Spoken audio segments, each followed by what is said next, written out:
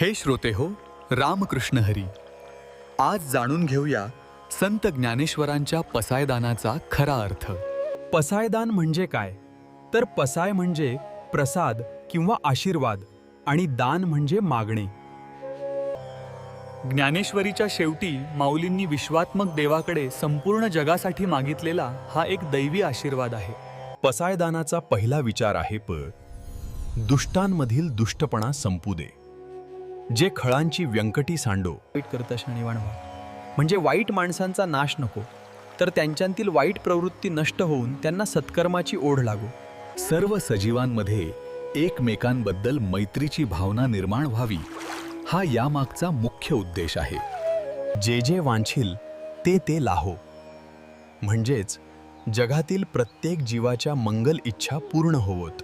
इथे माऊलींनी स्वतःसाठी काहीही न मागता विश्व स्वधर्म सूर्ये पाहो असं म्हणून संपूर्ण जगाने सत्याच्या प्रकाशात चालावं अशी इच्छा व्यक्त केली आहे.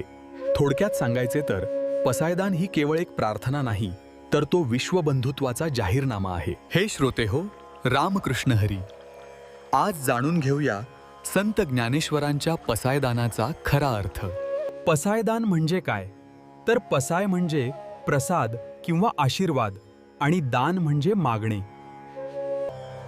ज्ञानेश्वरीच्या शेवटी माऊलींनी विश्वात्मक देवाकडे संपूर्ण जगासाठी मागितलेला हा एक दैवी आशीर्वाद आहे.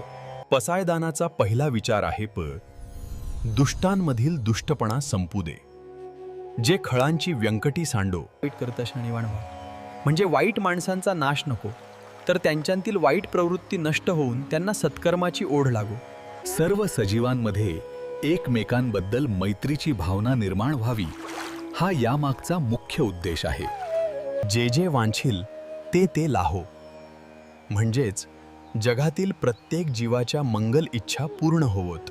इथे माऊलींनी स्वतःसाठी काहीही न मागता विश्व स्वधर्म सूर्ये पाहो असं म्हणून संपूर्ण जगाने सत्याच्या प्रकाशात चालावं अशी इच्छा व्यक्त केली आहे. थोडक्यात सांगायचे तर पसायदान ही केवळ एक प्रार्थना नाही, तर तो विश्वबंधुत्वाचा जाहीरनामा आहे. धर्म आणि सीमांच्या पलीकडे जाऊन सर्वांच्या सुखाची केलेली ही सर्वोच्च प्रार्थना आहे.